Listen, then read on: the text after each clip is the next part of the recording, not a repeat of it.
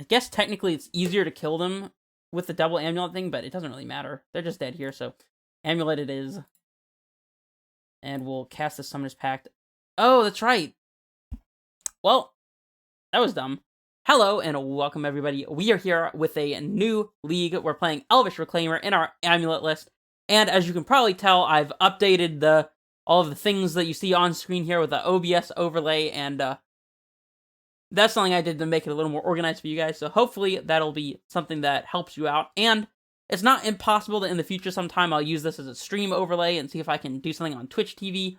But until that day, which is not a guarantee in any way, at least we have it for the YouTube recordings here. So, like I said, we're playing Reclaimer today, and usually the card Elvish Reclaimer, which is a 1-mana 1/2 that has +2/+2 as long as you have 3 or more lands in your graveyard, and has the ability, you can pay 2 and tap it, and sacrifice the land to search a library for any land, and put it on the battlefield tapped and shuffle. So usually this card is paired with the following card, Flagstones of Trocaire. It's a white legendary land, and it enters untapped and taps for white, and whenever it's put into a graveyard from the battlefield, you can search for a plains card, put it on the battlefield tapped, and then shuffle. Obviously, this is a card that works very synergistically with Elvish Reclaimer, allowing you to sacrifice the Flagstones of Trocaire to Elvish Reclaimer in order to search for a land from the Reclaimer ability, and the Flagstones replaces itself. But I have recently been on a bit of a tear with Reclaimer without playing the card Flagstones. The main reason being, Flagstones does not cast any of your turn 1 green spells, and outside of being sacrifice fodder for Reclaimer, it doesn't really add much. The white cards that you get in the sideboard, in my opinion, are not really worth including white for. Things like Rest in Peace, or Prismatic Ending, Path to Exile. These sorts of things I just don't find necessary, and in fact, I would argue that Flagstones itself is not necessary, as if you're looking to ramp with a Reclaimer, it's very easy to cycle any random land, say a forest, into a Garenbrig to cut 1 mana off of your Titan, effectively ramping once before you get whatever tech lands you want with Elvish Reclaimer. But in general, this is going to be an extra 1 mana threat that our opponent will have to answer. It gets in underneath counter magic, it helps us find our Urza's Sagas to help grind, and it also serves as a way to access our mainboard Bojuka Bog in order to play against these sorts of graveyard-based strategies, and for that reason, we're playing Reclaimer. The thing in particular that makes me excited to play Reclaimer in this meta is currently Blue-White Control is a very popular deck, and having Reclaimers in addition to Amulets for their prismatic endings to target, and having additional things to help play through Solitudes, getting rid of our Dryads and Titans, just having an extra threat to cover that, seems like a pretty good base. Everything else is pretty standard Amulet stuff. We got our Dryads, Azusa, the Explorers, a couple of them. We've got 3 Grazers in addition to our Reclaimers. I feel comfortable playing this many 1-mana spells in the main, so if you don't, then feel free to trim on whatever you like. And of course, we've got our Summoner's Pacts and Primeval Titans. And the only things we've really sacrificed here are 1 Castle Garenbrig, 1 bounce land out of the, I think it's 9 that would usually be played. We're playing 8, including the Boros Garrison, sacrificing access to 1 Sanctuary to fit in the spots for Elvish Reclaimer, since Reclaimer can't help us search for that bounce land if we need it anyways. And of course, we're still playing Expedition Map, so if we need to search up Expedition Map off of Urza's Saga to set us up with a bounce land, then that is something that we can do. And the other thing that was cut was 1 copy of Explorer. Most lists play 4 Explorers, and I'm on 3 here to make room for the Reclaimer, as they don't really play that well together either, so. And then in the sideboard, we've got our 4th Grazer for the aggressive matchups. We got some trackers to bring in the case that we want to take out Reclaimers. And we've got some other standard Amulet stuff going on. Having 3 copies of Relic in the 75 has been pretty standard for Amulet for a while now, since things like Murktide and Luris took over the scene. And then we've got Force of Vigors, Foundation Breaker for artifacts and enchantments, and Engineered Explosives, mainly for the mono-white Hammer Time matchup, or I guess there's also a black-white variant now, so. And of course, Dismembers to deal with Mages of the Moon and other threats that we need to get rid of with Dismember. There's tons of them. Cauldra, for example, the Germ token at least. Stoneforge Mystic before the Cauldra comes down. Leonin Arbiters, you know the deal. And so, anyways, thank you guys for joining me through this intro, and I will see you guys in Game 1 here. Alrighty, let's hop in here for the match. I have to admit, I have not had my finger on the pulse of the modern meta for some time, so I'm kind of just playing what I want to today. And of course, we get greeted with a great hand. We can play either turn 1, no, I guess it's just turn 1 Amulet here off of Saga, which is no big deal. We do need to find access to a Titan. I'm debating whether it's better to lead on the Cavern. I guess we could play turn 1 Reclaimer off of Cavern, but I think getting Saga and Amulet into play as fast as possible is going to be good in case we happen to find Primeval Titan off the top. Getting double Amulet and play with the bounce land already ready to go seems like a pretty beneficial route. So this is a turn 3 Titan by activating Garenbrig if we do find a Titan, so classic stop in the draw step for no reason. Love it. Playing against Urza's Mine. I don't remember if we have a Ghost Quarter in the sideboard. I meant to include it, but I totally forgot it. Oh well. That's alright. We'll just kill them on turn 3 after we expertly top deck this Primeval Titan or Summoner's Pact off the top. No big deal. And we'll pass it back.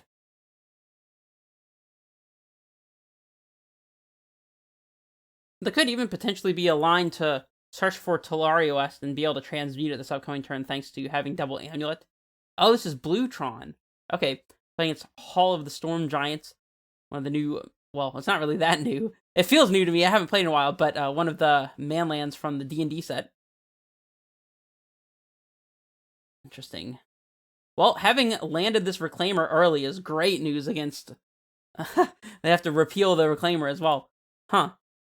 Alright, well, just Titan off the top is just lethal, so, I mean, we're obviously not doing anything about this. Titan off the top is what we're looking for. Primeval Titan. That's not Titan. Alright, well, we'll float, I suppose. I don't see why not. Do we just get a Relic to try to help us dig towards a Titan? We could also map for Tolario West or something? The second Amulet doesn't really do a whole lot against Blue Tron, if I'm being honest. We have Cavernous Souls in hand already, we just need to find Titan. Relic could be a way to do that, but I'm not sure that it's the most efficient. I think mapping for Tolario West makes the most sense, but we don't really have a way to transmute it soon. It's kind of awkward. I think maybe it is supposed to be just Relic. Feels like a bit of a waste, but I think it's fine. Let's go ahead and pop Relic, I guess, so we don't let this mana go to waste. Another Reclaimer, huh? Alright, well, I guess we're just playing double Reclaimer this turn.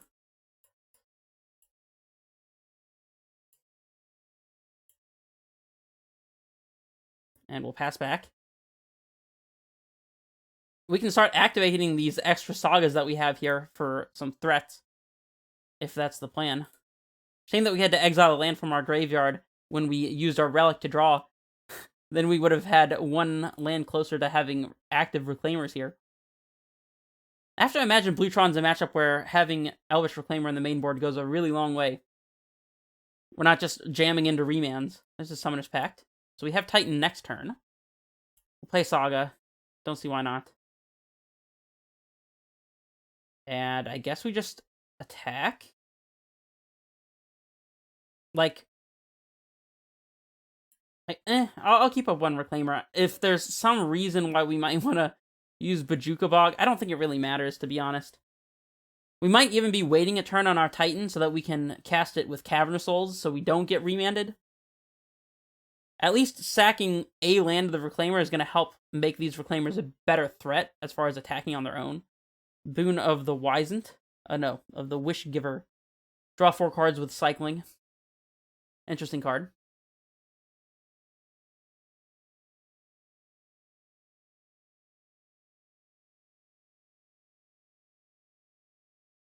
This is another repeal. Spatial Contortion. That will kill our Reclaimer. I mean, I guess there's no reason not to just use the Reclaimer now, so... I'm not sure there's anything, like, super impressive that we can look for here. I'm kind of inclined just to get Breeding Pool so we have a blue source closer to transmuting. I think that's going to be fine. If we didn't already have Cavern in hand, then we'd probably be searching for Cavern, but since we naturally drew the Cavern like an absolute boss, then we're good.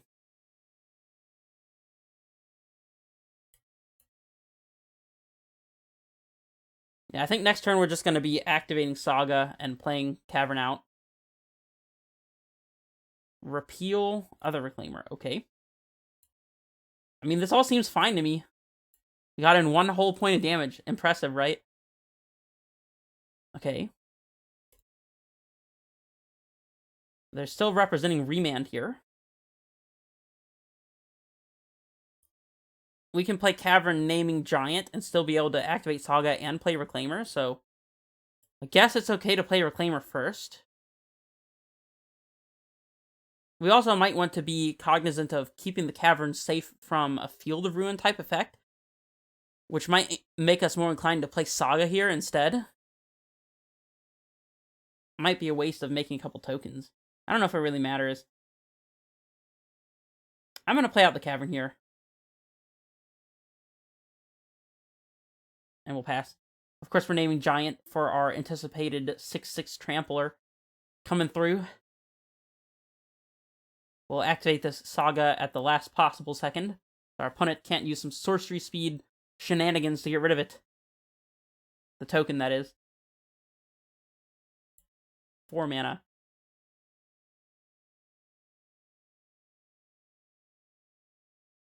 Walking Blister for 2. Sure. Well, here comes Titan. Our opponent is completely off of the plan where they answer Primeval Titan, so that feels like it's pretty good for us. Can't do anything about this. We'll just yield to instep. Look how much our opponent had to use just to deal with these Reclaimers, and now they're just going to get completely stomped by Titan. Hopefully. Hopefully. They could still potentially have, like, Force of Negation or something, but I am not playing around that, so not happening. Can't make me. Dryad. Okay, well, obviously we want to float here. We probably can just kill them by getting second Amulet. Yeah. So let's play Sanctuary so we can leave some white floating. Use 5 to make sure that if we've yielded to our first Amulet, it's not going to skip out on a couple of the mana that we need here to do the thing. And I feel like this is pretty much just straightforward. We'll activate here using Cavern and the Colorless. Leave some white floating. Pick up Cavern, I guess. We'll play our Dryad. We'll play out Gruul Turf. Heck yeah. I guess we probably should Summoner's Pact just to make sure our opponent doesn't have Force. Probably should have done that before we played the Gruul Turf just in case, but it looks like they don't have it, so we're good. No big deal. Everything is perfectly fine. Why were we worried in the first place? And I'm just going to leave maximum amount of mana in play here. Not like it really makes a huge difference, but... And here we can haste off of Stronghold and Valakut, because we already have the white floating, and even if we didn't, Dryad would probably fix our mana. I don't know if we'd have enough, but it doesn't really matter. We can get some extra triggers this way, so... Stack these staggered all like that. Can actually just use this now. Should we attack with the Dryad for value? I feel like we should. Dryad coming in. Go to combat. Swing. Heck yeah.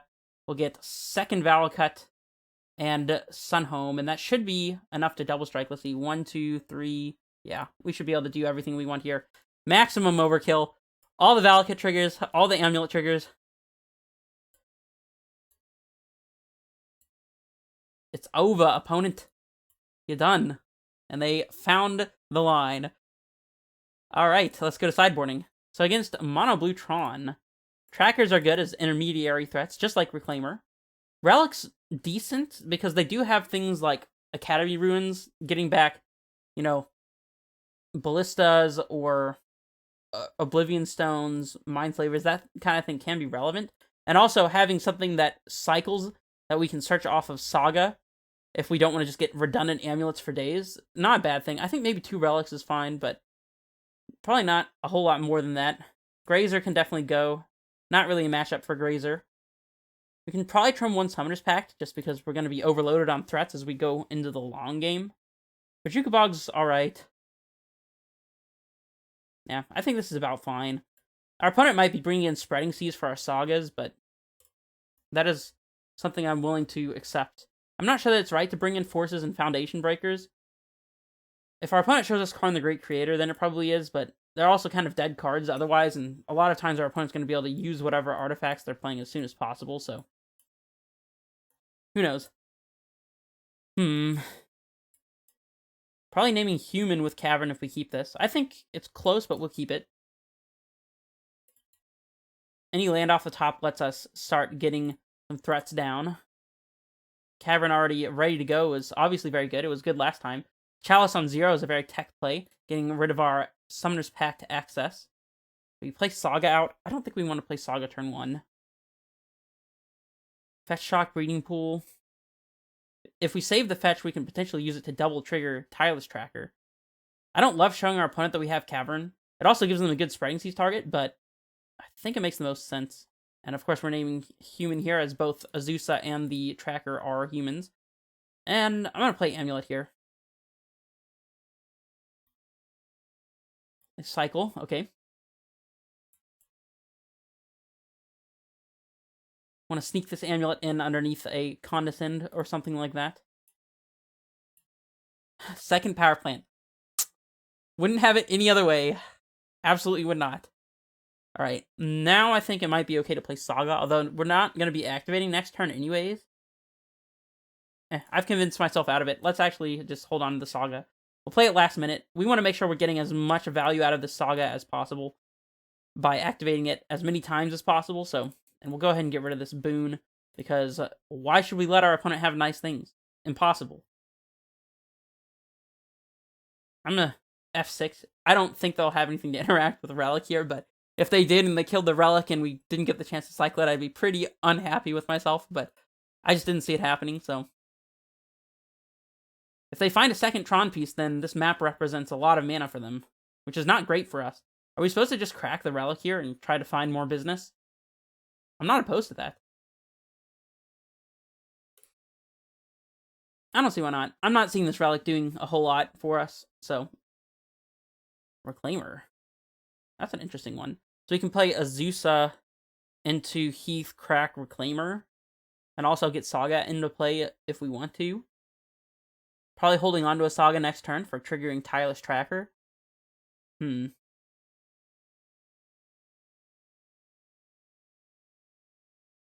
I mean, I don't like that they're going to be able to answer Reclaimer, but I guess if they answer Reclaimer with, like, a counterspell or something, then that means our Dryad's good to go, so I don't love it, but it's alright. Uncounterable Azusa coming in hot. They could still, like, Aether Gust this, I guess, if they wanted to. I would be okay with that. I'd probably put Azusa on the bottom, because we already have Dryad for extra land drops, and to be honest... Wasting 3 mana for a 1/2 is not really what the doctor ordered here, so... Like, Contortion the Azusa. That's probably good news for us, to be honest. I'd much rather have this Reclaimer around than a random Azusa doing nothing. Unless they have a second Contortion. But, like, this taps them out of Condescend or Remand. Ironically, Remand would be quite a bit of a punish here. Even though we're casting a 1-mana spell. Sometimes Remand's good. Against 1-mana spells. Oh, they have Ballista. That's kind of annoying. We still get to resolve Tracker here, but... I wonder if they even go for killing the Reclaimer. Yeah, they seem to feel obligated to do so. Interesting. Just putting a bunch of mana into Ballista is not a horrible idea, though. Explore, okay. We can explore into Saga, and then if we don't find a land, we can just activate this Saga and not play anything. We could play Tracker into second Saga, but that doesn't really get us anywhere.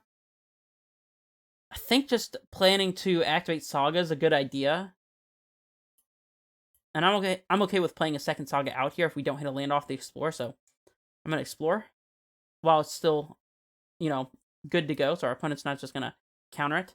And then we want to play Saga out anyways. We could play Dryad into Saga and then get 3 damage out of the deal. And while our opponent has counter magic down, it's probably a good time to do that. It does waste one of our Saga activations, but maybe that's not relevant. We can always play Tracker uncounterably later, so I think it's probably worth it to get Dryad down. Definitely arguable, but Alas. And we'll yield through the turn here. Take that. 3 damage to the face. What you gonna do about it? Powerful plays. I guess we also could have just played Dryad and not played a land out, and then next turn had Tracker plus Saga guaranteed, whether our Dryad dies or not. That definitely could have been a play.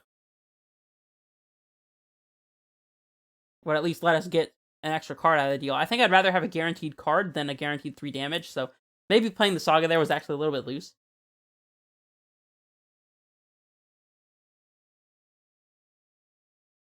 Chalice on 1.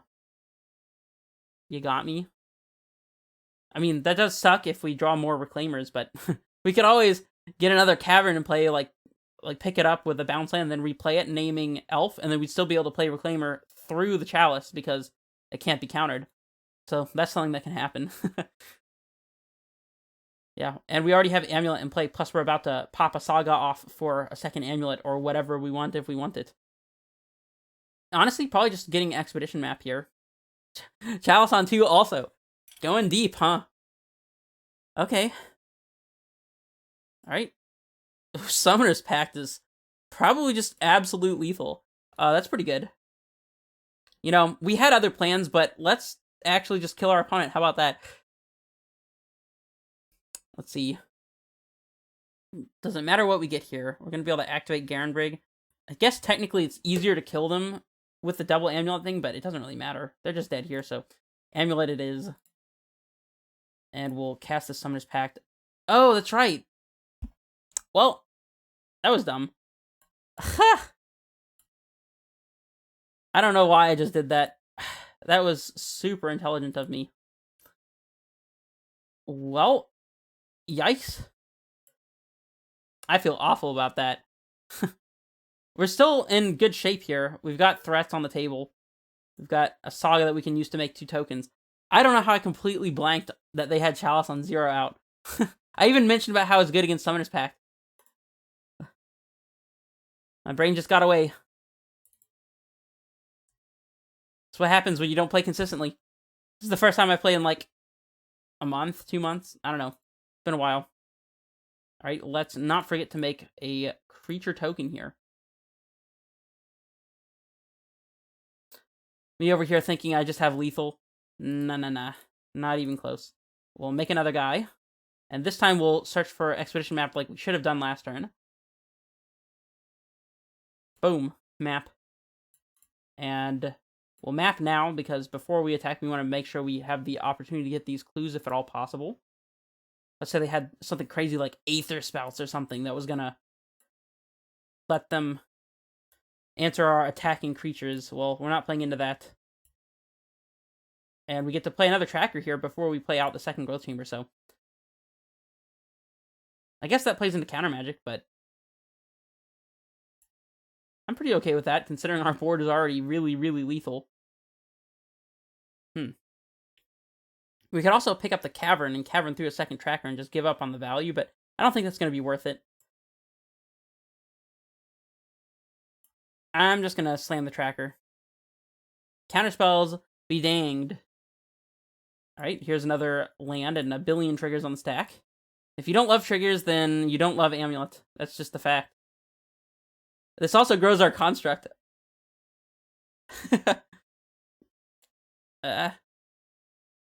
I think we probably want to crack at least one of these clue tokens, though, anyways. It's going to shrink our construct. Let me make sure I'm not missing lethal. It doesn't seem to be doing anything. So yeah, I think cracking clue is fine here. I'm going to leave the blue floating in case we find Talaria West, I guess. Although I guess we would transmute for a land. Titan. Okay. We'll clue again. I don't see why not. Use the mana while we got it. Double Amulet is not quite infinite mana, as some people like to suggest. And I guess for every clue that we're cracking, we're also growing the Tireless Tracker by 1. So we're shrinking by 1 here, but we're growing by 1 on the tracker. So it's kind of minuscule. I keep casting things into Chalice as well, but not the tightest play ever, but maybe it's good enough. Do they have Aether Spouts or something like that?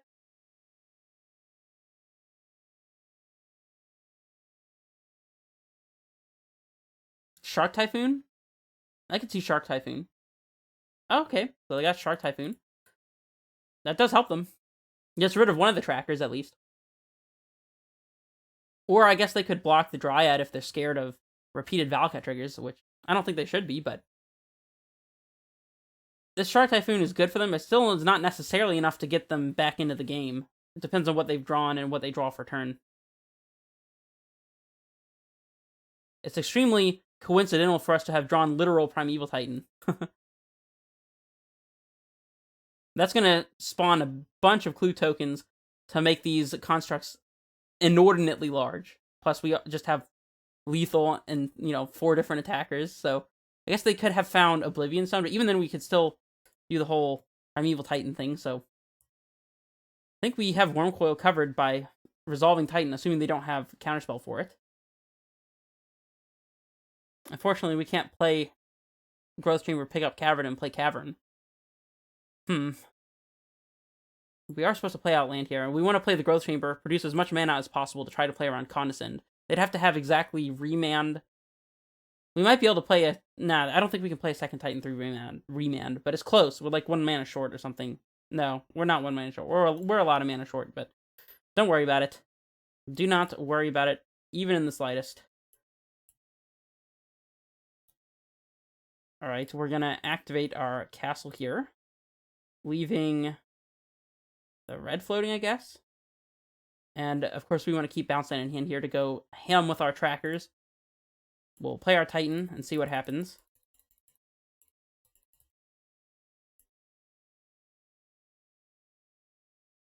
Of course, we can double strike our Titan through the Wormcoil. We'll probably get eaten up by the Shark token, but... actually, no, this is probably just lethal based on how much damage we're going to be dealing with the constructs, so... We'll say yes to this. We'll get Garrison and Slayers.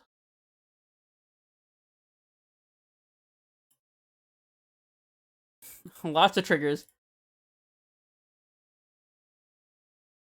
Is this enough tokens? I don't think we have enough clues.